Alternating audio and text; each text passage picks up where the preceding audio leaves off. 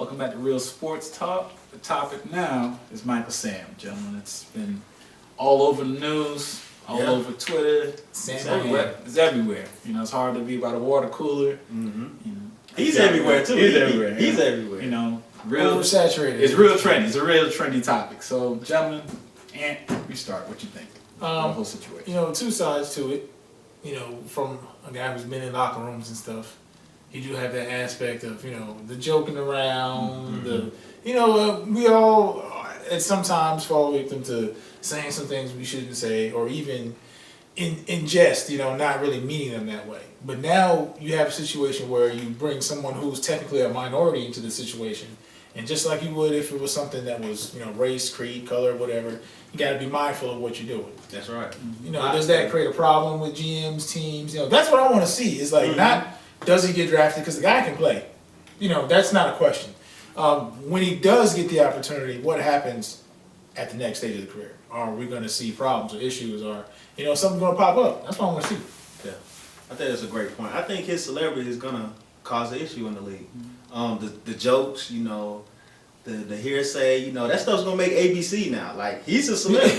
You know, he's a celebrity. Like, he's a well-known name in the sports industry now, and he's not even drafted. We don't even know where he's going. We don't know if anybody's going to take that risk and draft him, or quote-unquote what they say is a risk, because they talk to the execs about it. Right. They're like, we don't know. He's a distraction. You know, I feel like in some terms, guys, I think in the back of their head are like, we can't really be ourselves sometimes. I think that's how they're going to take it in the locker rooms and stuff, because they're going to have to be adults. Can't be much kidding around. You know, you can't say everything that you were saying, you know. It's sensitive. It's like you have to walk on eggshells. Yeah. It depends on the team. That could become a problem. Yeah. I mean, because you hear guys, you know, on various networks, you know, guys who were former players, you know, played on teams that, you know, like the Patriots and, you know, Baltimore Ravens locker room. Very straightforward, business-like atmosphere. You know, and then you got the Miami Dolphins. This is basically, you know, if you're not threatening somebody's life or holding a gun to their head, you know, in a picture on Twitter, you're not really a real man. So, that's, you know, you can have that aspect, because there are locker rooms like that. And there are guys, you know, because I've been a part of both. So, you know, it's a matter of how they're going to accept him.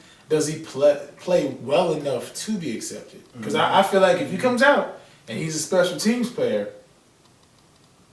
not so good. And then that's another issue where if, let's say, he doesn't meet his draft expectations and he gets cut, you're letting him go because you're being discriminatory. Right. You know, it's like, that's a card that could be played. The same thing with the punter from Minnesota, Chris Hogan. Where it was like, the Vikings let me go because of my views on same-sex marriage. Which personally, really, they let him go because he wasn't good. He wasn't good.